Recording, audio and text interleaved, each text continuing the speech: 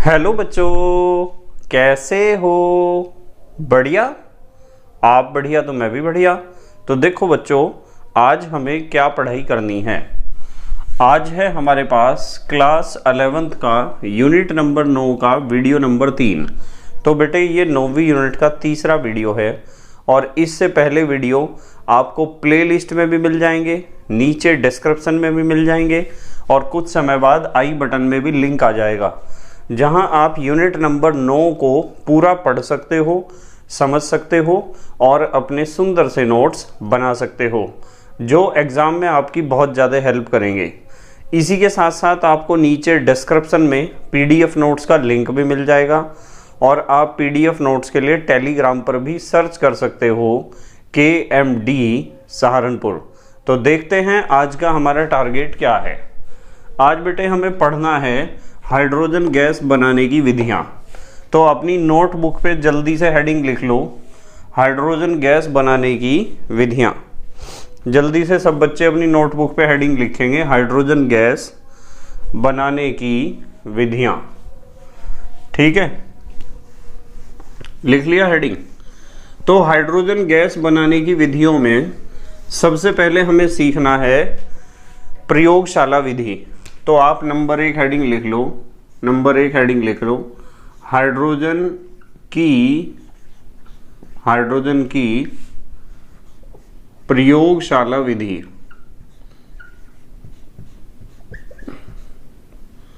Hydrogen की प्रयोगशाला विधि। तो सबसे पहले हम सीखेंगे प्रयोगशाला में हाइड्रोजन को कैसे बनाया जाता है। प्रयोगशाला विधि में आपको क्या करना है, दानेदार जिंक पर तनु H2SO4 की क्रिया करनी है। तो मैं यहां लिख देता हूं, दानेदार जिंक पर तनु H2SO4 की क्रिया कराने पर, तनु H2SO4 की क्रिया कराने पर हाइड्रोजन गैस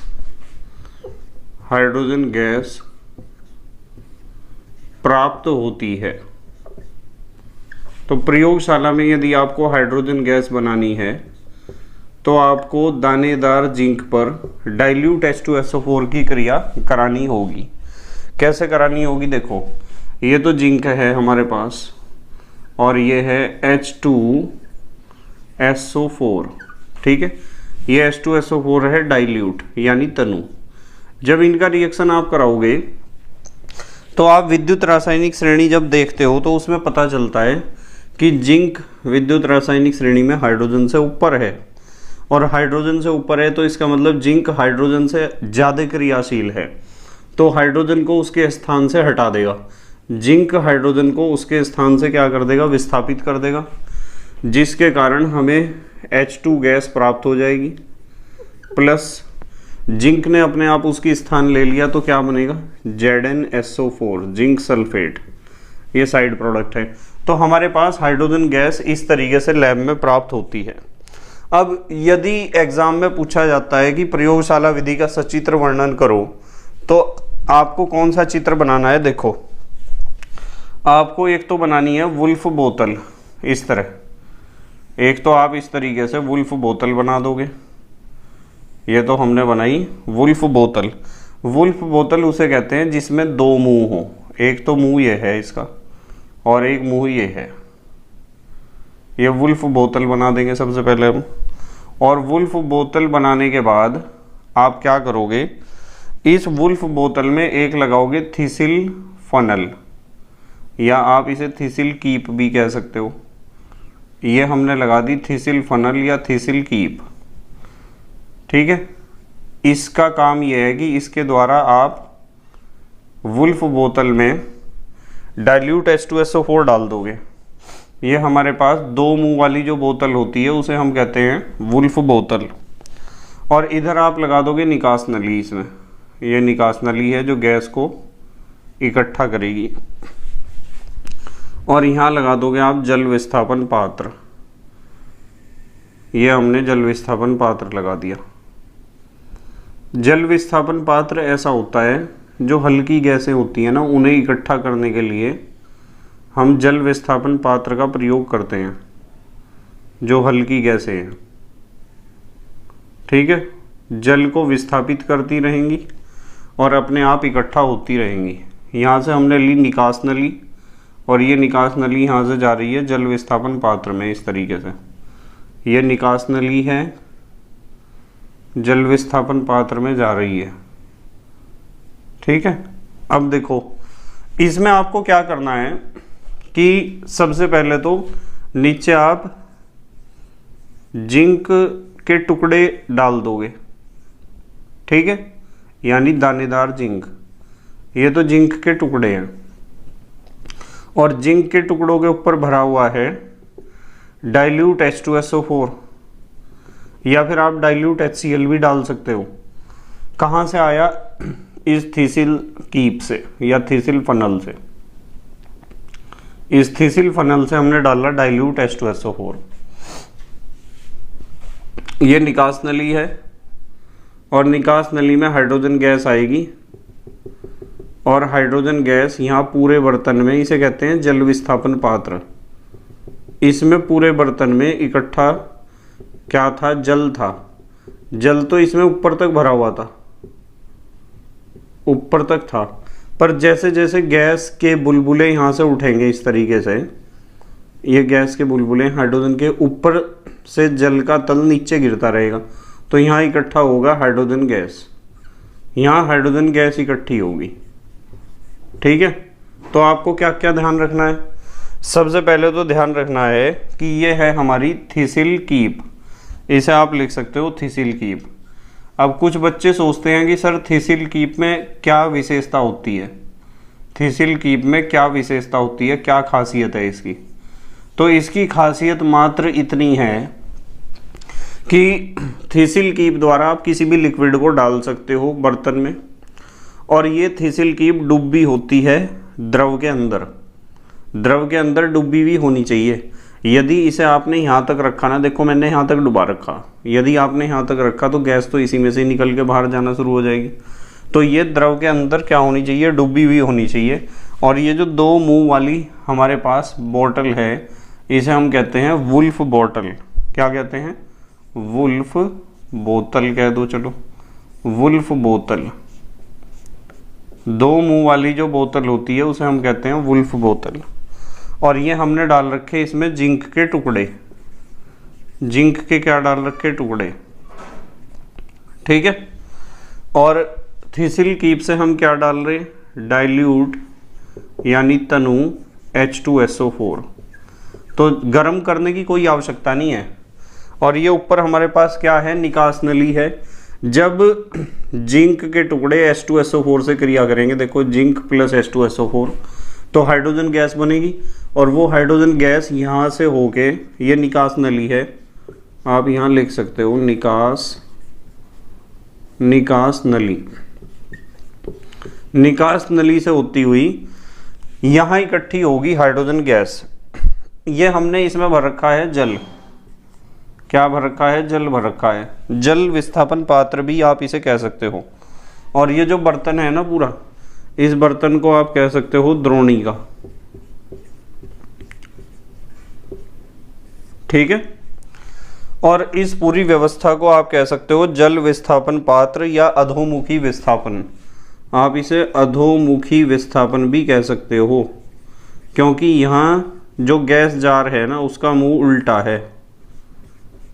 देखो गैस जार हमने उल्टा ही तो रख रखा, नीचे की तरफ को मुंह है, ऊपर से बंद है।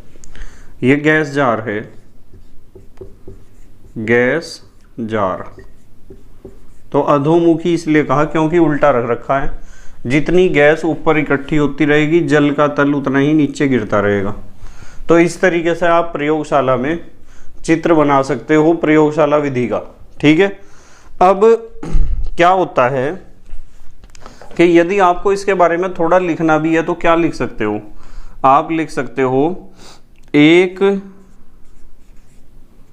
वुल्फ बोतल में, एक वुल्फ बोतल में, एक वुल्फ बोतल में दानेदार जिंक लेकर, एक वुल्फ बोतल में दानेदार जिंक लेकर, कॉमा, थीसिल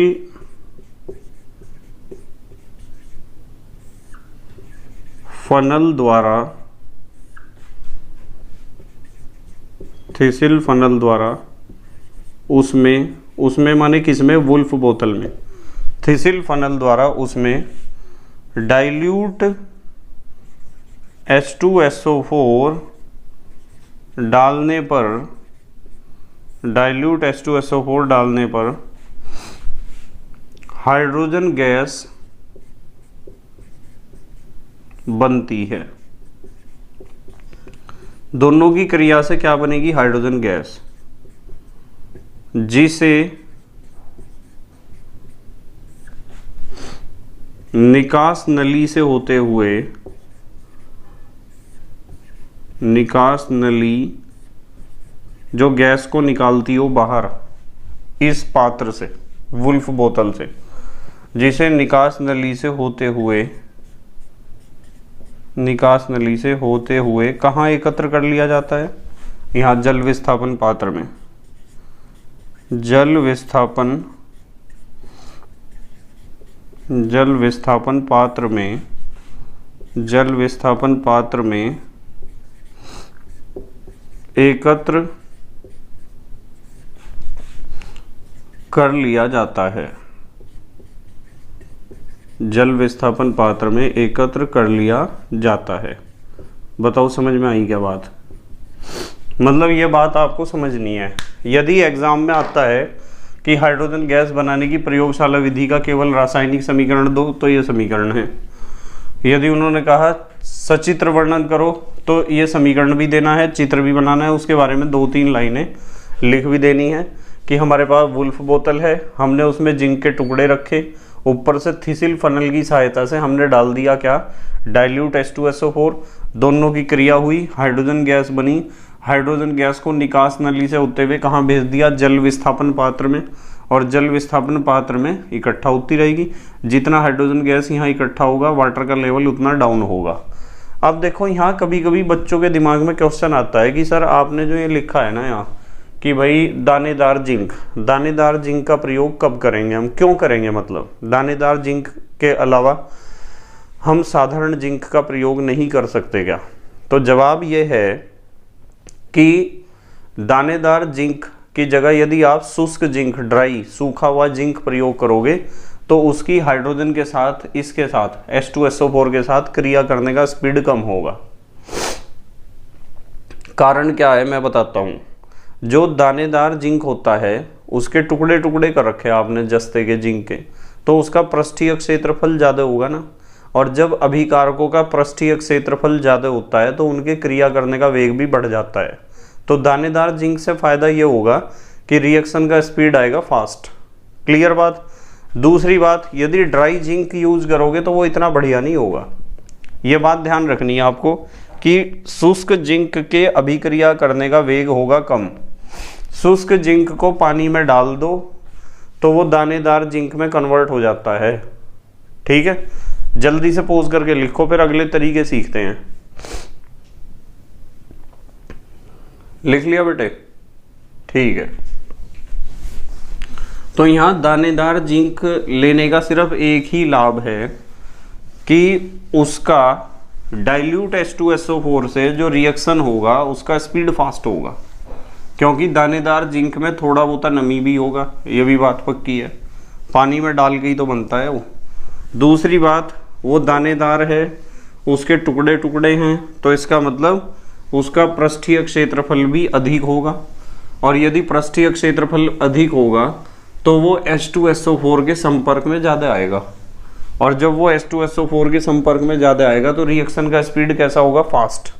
ज़्यादा कांटेक्ट करेंगे दोनों अभिकारक तो रिएक्शन का स्पीड तो फास्ट होगा ही। ठीक है, चलो खैर एक बात बताता हूँ, ऐसा ज़रूरी नहीं है कि आप एक हेडिंग लिख लो, अच्छा नोट में ही बताऊंगा। ऐसा जरूरी नहीं है कि जिंक के ऊपर ही आप डाइल्यूट H2SO4 या HCl का रिएक्शन करोगे तभी आपको हाइड्रोजन मिलेगा। आप विद्युत रासायनिक श्रेणी देखो और विद्युत रासायनिक श्रेणी में देखो कि कौन सी धातुएं हाइड्रोजन से ऊपर हैं। विद्युत रासायनिक श्रेणी में जितनी भी धातुएं हाइड्रोजन से ऊपर स्थित हैं वे सभी हाइड्रोजन से अधिक क्रियाशील हैं, और यदि वे सभी हाइड्रोजन से अधिक क्रियाशील हैं तो वे अम्ल से भी हाइड्रोजन को हटा देंगी और जल से भी हाइड्रोजन को हटा देंगी। यदि आपने H2SO4 की जगह HCl लिया और कोई भी ऐसी धातु ले ली जो विद्युत रासायनिक श्रेणी में H2 से ऊपर है, हाइड्रोजन से ऊपर, तो उससे भी आपको हाइड्रोजन गैस प्राप्त हो जाएगी। जैसे मैं आपको कहूँ कि मेरे पास मैग्नीशियम है, मैग्नीशियम का रिएक्शन यदि मैं डाइल्यूट H2SO4 के साथ करूँ, यह H2SO4 है डाइल्यूट तनु, तो भी मुझे हाइड्रोजन गैस मिल जाएगी। मैग्नीशियम विद्युत रासायनिक श्रेणी में हाइड्रोजन से ऊपर है तो इसका मतलब हाइड्रोजन से अधिक क्रियाशील है। इसका मतलब मैग्नीशियम भी हाइड्रोजन को उसकी जगह से हटा देगा, और उसकी जगह से हटा देगा तो हाइड्रोजन हो जाएगा बेघर, तो हाइड्रोजन गैस आपको प्राप्त हो जाएगी। साथ में क्या बनेगा, मैग्नीशियम ने इसकी जगह ले ली, साथ में बनेगा MgSO4। ध्यान रखोगे तो यहां से भी हाइड्रोजन गैस आपको मिल जाएगी। और यदि मैं कह दूं कि Fe का रिएक्शन आप HCl के साथ करा दो, चलो 2HCl लेते हैं, 2HCl डाइल्यूट है तनु HCl, तो H2SO4 की जगह आप HCl भी ले सकते हो। तो विद्युत रासायनिक श्रेणी में Fe हाइड्रोजन से ऊपर है तो हाइड्रोजन को हटा देगा उसकी जगह से, दोनों हाइड्रोजन यहां से हट गए तो कौन सी गैस प्राप्त हुई, H2 गैस प्राप्त हुई, प्लस Fe यहां आ गया। ठीक है, Fe तो है 1 और 2 है Cl, तो साथ में क्या बनेगा FeCl2, ये साइड प्रोडक्ट है FeCl2। ठीक है, ध्यान रखोगे। तो ये तरीका है, आप प्रयोगशाला में ऐसे भी बना सकते हो। अब प्रयोगशाला के बाद हम बात करेंगे व्यापारिक उत्पादन की। ठीक है, हेडिंग नंबर 2 लिखता हूं मैं, व्यापारिक उत्पादन। आप भी मेरे साथ साथ लिखा करो, व्यापारिक उत्पादन। अच्छा, व्यापारिक उत्पादन को औद्योगिक उत्पादन भी कहते हैं। ठीक है, औद्योगिक विधियां, व्यापार या उद्योग का मतलब इंडस्ट्री। जब ज़्यादा मात्रा में हाइड्रोजन गैस बनानी हो तो कैसे बनाई जाएगी, फैक्ट्रियों में कैसे बनती है। तो व्यापारिक उत्पादन में आपको सबसे पहली विधि जो सीखनी है वो है जल के विद्युत अपघटन द्वारा। नंबर 1, जल के विद्युत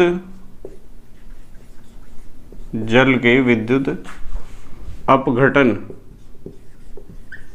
जल के विद्युत अपघटन द्वारा। यदि आप जल का विद्युत अपघटन करोगे तो आपको हाइड्रोजन गैस प्राप्त हो जाएगी। और फैक्ट्रियों में हाइड्रोजन गैस ऐसे ही बनाई जाती है। कैसे, देखो, जैसे मान लो मेरे पास 4 अणु जल के हैं और मैंने इनका कर दिया विद्युत अपघटन। देखो, 4 अणु लेने का कारण बताता हूं, वैसे तो एक भी ले लो जब भी वही बात है। तो H2O कैसे टूटता है, 4 तो बनेंगे H पॉजिटिव और 4 ही बनेंगे OH नेगेटिव। अब ध्यान से समझ लेना, यदि मैं आपसे पूछ लूं कि एनोड पर कौन जाएगा, एनोड यहाँ धनावेशित प्लेट होगी, एनोड पर कौन जाएगा, तो एनोड पर जाएगा ऋणायन।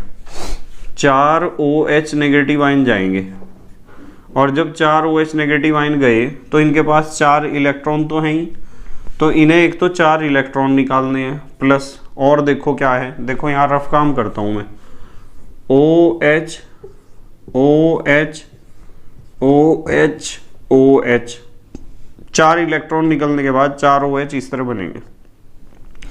तो एक H2O तो यहाँ से निकल रहा, देखो क्या निकल रहा है H2O, और एक H2O यहाँ से निकल रहा। कितने H2O निकल रहे, 2। तो मैं यहाँ लिखूँगा 2 H2O भी बनेंगे, प्लस अब एक O और एक O, कौन सी गैस बनेगी, ऑक्सीजन गैस। इसका मतलब एनोड पर कौन सी गैस मुक्त होगी, ऑक्सीजन गैस मुक्त होगी। एनोड पर कौन गया, क्योंकि इस सेल में या इस विद्युत अपघटन की क्रिया में एनोड एक धनावेशित इलेक्ट्रोड है, तो धनावेशित प्लेट पर कौन गया था, ऋणायन। और ऋणायन गया तो उसकी क्या स्थिति हुई, इसलिए लिए थे 4 जल के अणु ये, क्योंकि 4 OH नेगेटिव आयन लोगे तो यह व्यवस्था सही बन जाएगी। यदि मैं 2 लेता तो यहाँ 2 इलेक्ट्रॉन निकलते, 1 जल का अणु बनता और हाफ O2 लिखते आप यहाँ। रिएक्शन तो वो भी सही था, कोई दिक्कत नहीं थी उसमें भी, पर यहाँ सब पूर्ण संख्या में आ गए ना, तो यहाँ 1/2 लिखा होता नहीं तो। अब मुझे यूँ बताओ कैथोड पर कौन पहुँचेगा, कैथोड पर पहुँचेगा धनायन 4H पॉजिटिव, और इन्हें ज़रूरत है 4 इकाई धनावेश है, 4 इलेक्ट्रॉनों की ज़रूरत है। 4 इलेक्ट्रॉन लेंगे और 4 इलेक्ट्रॉन लेकर 2H2 हाइड्रोजन गैस बना लेंगे। देखो 4H 2 दूनी 4H, हाइड्रोजन गैस मुक्त होगी कहाँ पर, कैथोड पर। तो इंडस्ट्री में या औद्योगिक क्षेत्र में या व्यापार में हाइड्रोजन गैस को जल के विद्युत अवघटन से ऐसे बनाया जाता है, ध्यान रखोगे, जल के विद्युत अवघटन से। अच्छा, व्यापारिक उत्पादन का और भी बहुत सारे तरीके हैं। 1 नंबर 2 लिखो आप, धातु की जल वाष्प से क्रिया द्वारा, धातु की जल वाष्प, ये भी औद्योगिक उत्पादन का तरीका है। कुछ धातुएं जो थोड़ी कम क्रियाशील हैं, उनकी यदि जल वाष्प से आपने क्रिया कर दी तो भी आपको हाइड्रोजन गैस प्राप्त हो जाती है। और बहुत सारी फैक्ट्री ऐसी हैं जहां हाइड्रोजन गैस इसी तरीके से बनती है, धातु की जल वाष्प से क्रिया द्वारा। जैसे मान लो मेरे पास लोहा धातु है 3Fe, और मैंने इसे लोहे को कर रखा है बिल्कुल लाल गरम, इसे कह सकते हो आप रक्त तप्त या रेड हॉट, और इसके ऊपर मैंने क्रिया करी है भाप की, 4H2O ये लिख दिया, भाप की क्रिया द्वारा या जल वाष्प की क्रिया थी ना। तो ऐसा करने से क्या होता है, क्या बनता है, देखो Fe कितने हैं 3, Fe3, ऑक्सीजन कितने हैं 4, प्लस अब देखो H2 कितने बचे, 4H2 बचे, तो यहाँ से 4H2 गैस, ऐसे भी हाइड्रोजन गैस बनती है फैक्ट्रीज में, ठीक है। तो यहाँ से H2 गैस बन गई। आपने रक्त तप्त आयरन लिया, लोहा लिया, उसके ऊपर जलवाष्प यानी भाप की क्रिया कराई, तो Fe3O4 तो बनाई, पर साथ में हाइड्रोजन गैस भी बनी है। जल्दी से पोज करके लिखो, फिर और तरीके सीखते हैं हाइड्रोजन बनाने के। लिख लिया बेटे, ठीक है। ये जो Fe3O4 है ना, इसके बारे में थोड़ी सी जानकारी आपको होनी चाहिए। Fe3O4 वास्तविकता में 2 पदार्थों का मिश्रण होता है, ये चीज आपको पता होनी चाहिए। किस किस का होता है देखो, अभी बताता हूं मैं आपको। मतलब एक बात ध्यान रखनी है कि हाइड्रोजन गैस बनाने की प्रयोगशाला विधि सबको आनी चाहिए हर एक हालत में। एक हेडिंग बना लो, नोट में ही बताऊंगा, चलो एक हेडिंग बना लो, नोट में आपको ध्यान रखना है कि जो Fe3O4 है, Fe3O4 ये FeO प्लस, अब देखो जरा ध्यान से, Fe 1 गया 3 थे तो 2, ऑक्सीजन 1 गया 4 थे, इन दोनों का मिश्रण है।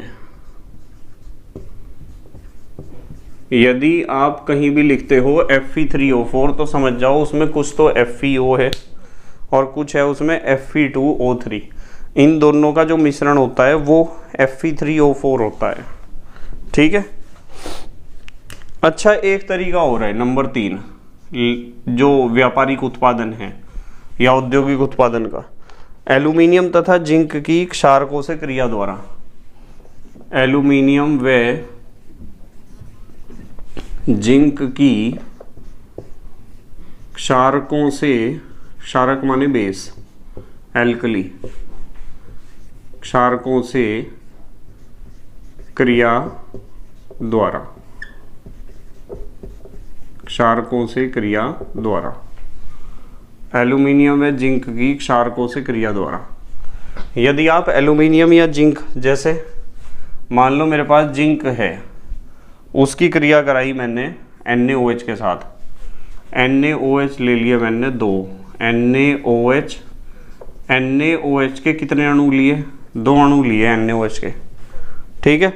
और इस NaOH की खासियत यह है कि उबलता हुआ NaOH है, उबलता हुआ NaOH है।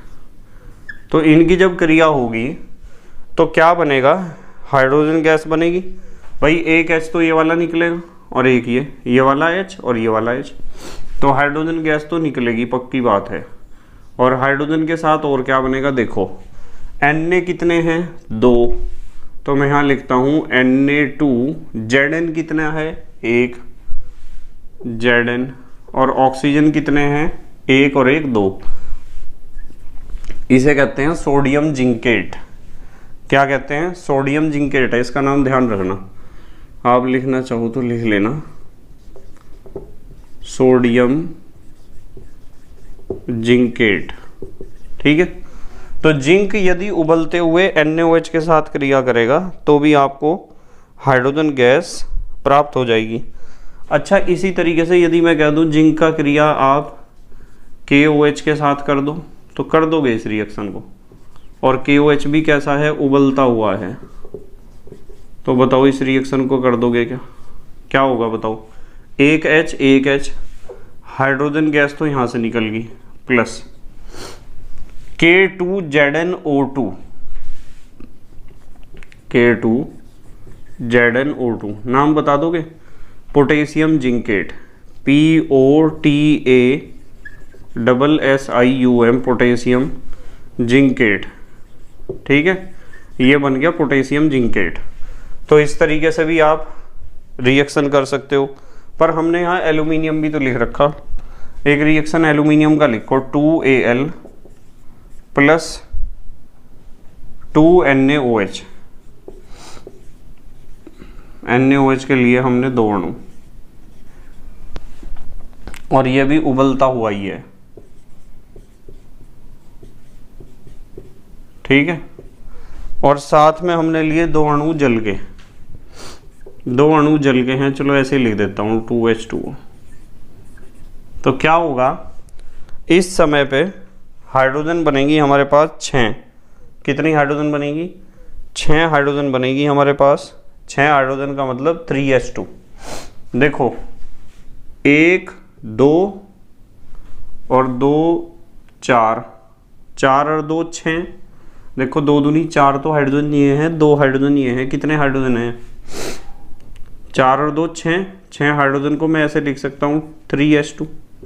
ये तो बन गई हाइड्रोजन गैस। अब क्या क्या बचा? जो बचा वो लिख दो। अब हमारे पास बचा NaAlO2। Na कितने हैं? 2, तो मैं यहाँ लिख देता हूँ 2, 2 तो हैं Na। Al कितने हैं? ये भी 2 हैं, तो 2 हैं हमारे पास Al।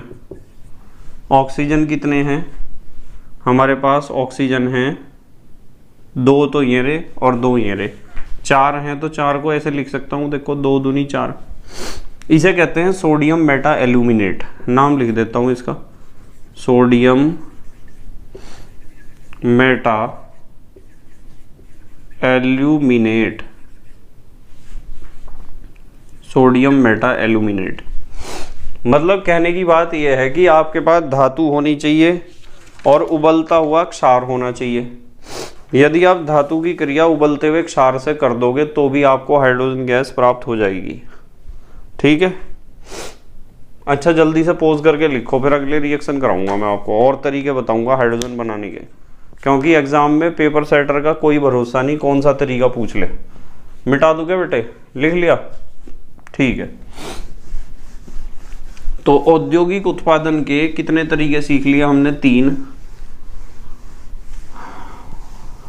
मतलब प्रयोगशाला विधि तो इंपॉर्टेंट होती है, ये बात तो पक्की है, पर कभी कभी एग्जाम में जो छोटे छोटे क्वेश्चन आते हैं ना, उन क्वेश्चंस में क्या होता है कि उनमें इन रिएक्शंस को पूछ लिया जाता है, या फिर क्या होता है जब कैसे प्राप्त करोगे, इनमें भी पूछ लिया जाता है कि क्या होता है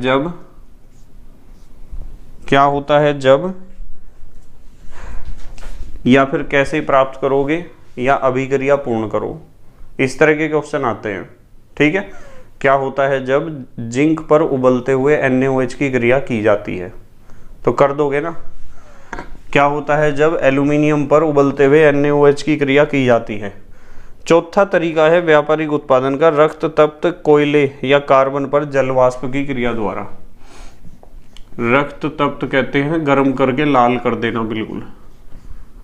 रक्त तप्त कार्बन पर, कार्बन की जगह कोयला ले सकते हो। जल वाष्प की क्रिया द्वारा,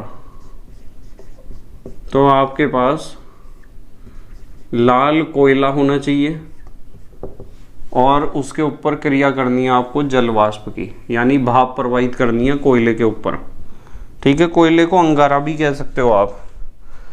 तो हमारे पास मान लो ये तो कार्बन है और मैंने लिख दिया रक्त तप्त है, रेड हॉट, ठीक है। और इसके ऊपर मैंने क्रिया करी जल वाष्प की, फार्मूला तो H2O ही होगा, पर यहाँ लिखते हैं भाप। भाप लिख दो या जल वाष्प लिख दो, एक ही बात है। तो क्रिया होगी तो यहाँ क्या होगा, दो गैसों का मिश्रण बनेगा, एक तो कार्बन मोनोऑक्साइड का और एक H2 का। देखो कार्बन एक है, ऑक्सीजन एक है, हाइड्रोजन H2, ठीक है। ये जो दोनों गैसों का मिश्रण होता है ना, इसे हम कहते हैं जल गैस। क्या कहते हैं, जल गैस या भाप अंगार गैस कह दो। तो मैं यहाँ लिखता हूँ इसका नाम जल गैस भी है, इसका नाम जल गैस भी है, या इसका दूसरा नाम है भाप अंगार गैस, यानी भाप को प्रवाहित करा अंगारे के ऊपर, लाल कोयले के ऊपर, तो उससे बनती है ये गैस, ठीक है। अब क्या होगा कि आपके पास ये H2 और CO का जो मिश्रण है ना, यानी जल गैस या भाप अंगार गैस का जो मिश्रण है, इसके ऊपर फिर जल वाष्प क्रिया करती है। क्या है, जल वाष्प। इसके ऊपर जब जल वाष्प दोबारा फिर क्रिया करती है, तो जल वाष्प की क्रिया से क्या होता है, यहाँ एक उत्प्रेरक हमें लेना होता है, उत्प्रेरक। इस उत्प्रेरक को आप याद रख सकते हो, Fe2O3 Cr2O3, Fe2O3 और Cr2O3 ये उत्प्रेरक है।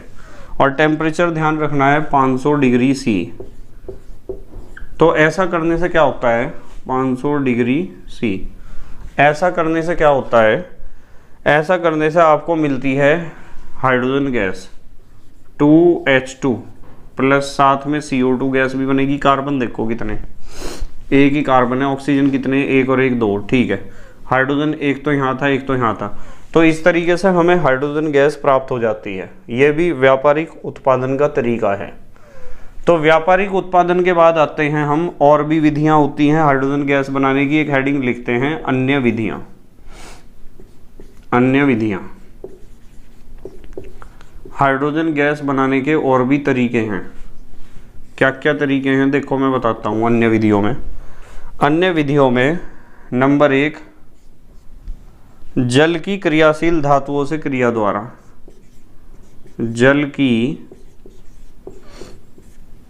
क्रियाशील, जो ज़्यादा क्रियाशील धातुएं होती हैं ना, वे तो ठंडे पानी से ही रिएक्शन कर लेती हैं। क्रियाशील धातुओं से क्रिया द्वारा, जल की क्रियाशील धातुओं से क्रिया द्वारा, जल की क्रियाशील धातुओं से क्रिया द्वारा। कैसे, देखो मैं बताता हूँ।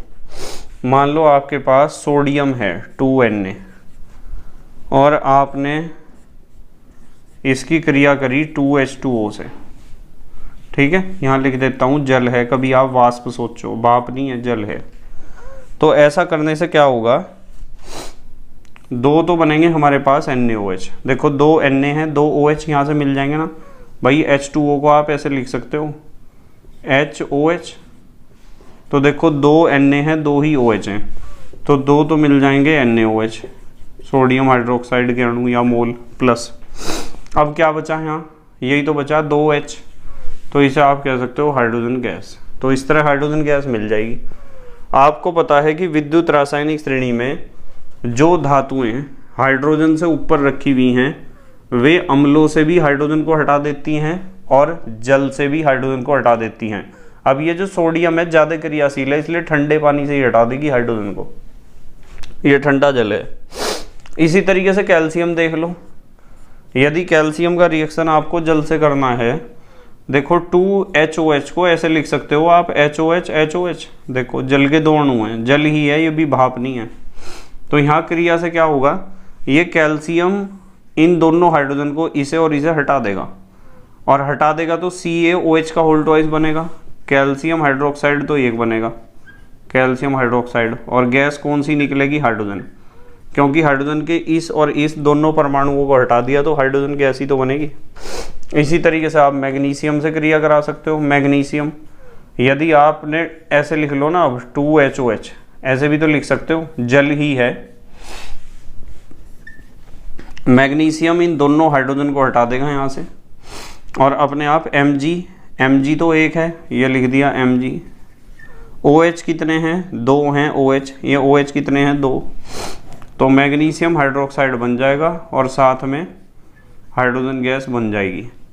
विद्युत रासायनिक श्रेणी का आपको थोड़ा सा ज्ञान होना बहुत ज़रूरी है। 10th क्लास में भी आपने पढ़ी कि विद्युत रासायनिक श्रेणी में जो धातुएं हाइड्रोजन से ऊपर होती हैं ना, वे हाइड्रोजन को अम्ल से भी हटा देंगी, और जल में यदि हाइड्रोजन है, जल में तो होता ही है हाइड्रोजन, तो वहाँ से भी हटा देंगी। जल्दी से पोज करके लिखो, फिर अगले तरीके बताता हूँ आपको। लिख लिया बेटे, ठीक है। तो हाइड्रोजन गैस बनाने के हमने व्यापारिक उत्पादन यानी औद्योगिक उत्पादन के तरीके भी सीखे हैं, प्रयोगशाला विधि भी सीख ली। अब अन्य और भी तरीके होते तो हैं बहुत सारे तरीके हाइड्रोजन गैस बनाने के, पर जिनके ऊपर क्वेश्चन पूछे जाने के चांस हैं वही तरीके मैं आपको करा रहा। देखो हमारे सिलेबस में पूरा हाइड्रोजन तो है नहीं कि भाई हम हाइड्रोजन को ही पढ़ते रहे बस, पर जो मुख्य मुख्य तरीके वो तो आने चाहिए ना हमें। अन्य विधियों में नंबर 2 है धातु हाइड्राइडों पर जल की क्रिया द्वारा। धातु हाइड्राइडों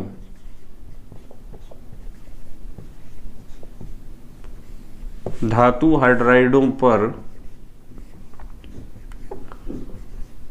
जल की क्रिया द्वारा। धातु हाइड्राइडों पर जल की क्रिया द्वारा। यदि आपके पास धातु का हाइड्राइड है, जैसे लिथियम हाइड्राइड, या लिथियम धातु का हाइड्राइड है, इसके ऊपर यदि आपने जल की क्रिया कर दी H2O की, तो क्या होगा बताओ।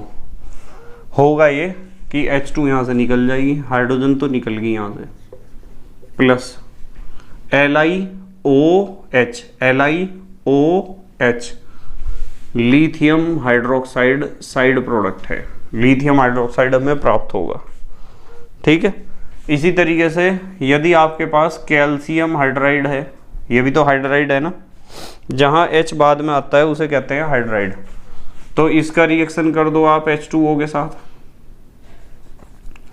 यदि H2O के साथ रिएक्शन करोगे तो C, पहले तो एक H2 एक H2 पहले तो मैं हाइड्रोजन ही निकालता हूँ 2H2 प्लस, अब बताओ Ca एक है, ये लिख दिया एक, OH OH तो OH का क्या बनेगा, होल ट्वाइस, कैल्शियम हाइड्रोक्साइड यहाँ साथ में बन जाएगा, हाइड्रोजन गैस तो हमें मिलेगी। नंबर 3, तीसरा तरीका, ब्राइन से सह उत्पाद के रूप में। ब्राइन कहते हैं नमक के घोल को, नमक का जो संतृप्त विलयन बनता है उसे कहते हैं ब्राइन।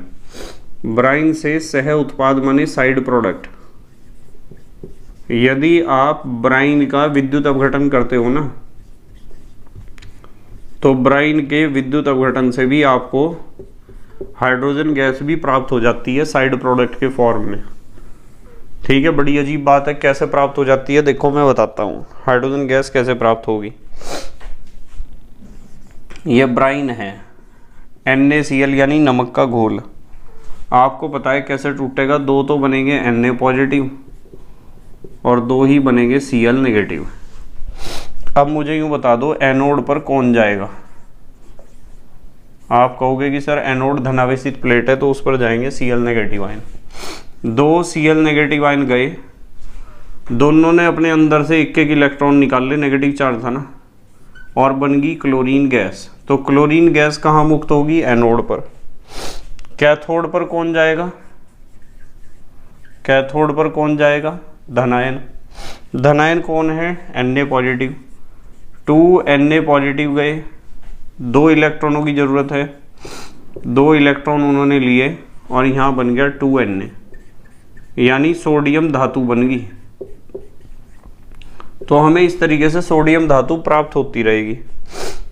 अब ये जो सोडियम धातु है ना, ये जल के साथ तो क्रिया कर सकती है। जल को HOH लिख दूं, जल के साथ जब ये क्रिया कर सकती है तो दो तो Na हैं और दो ही OH हैं, साथ में बन जाएगा 2 NaOH प्लस मेन चीज 2 H भी तो बच गए, तो यहाँ से बन जाएगी हाइड्रोजन गैस। तो कैथोड से हाइड्रोजन गैस भी हमें प्राप्त होती रहेगी, ठीक है ना। ध्यान रखना है आपको कि भाई ये जो ब्राइन है, ब्राइन का मतलब नमक का घोल, इस नमक के घोल से भी आपको जब इसका विद्युत अपघटन करोगे तो क्लोरीन गैस मिलती है, तो साथ में हाइड्रोजन भी मिल जाएगी साइड प्रोडक्ट के फॉर्म में। वैसे हम यहाँ तक ही लिखते हैं रिएक्शन, पर Na जब बनेगा तो वो जल के साथ क्रिया करके हाइड्रोजन गैस भी बनाता रहेगा, NaOH भी बनाता रहेगा, ठीक है। अब जल्दी से हमारे देश के प्यारे प्यारे बच्चे पोज करके लिखेंगे या फिर स्क्रीनशॉट लेंगे। लिख लिया बेटे, ठीक है। तो बेटे मुझे उम्मीद है कि आपके समझ में आए होंगे हाइड्रोजन गैस बनाने के तरीके।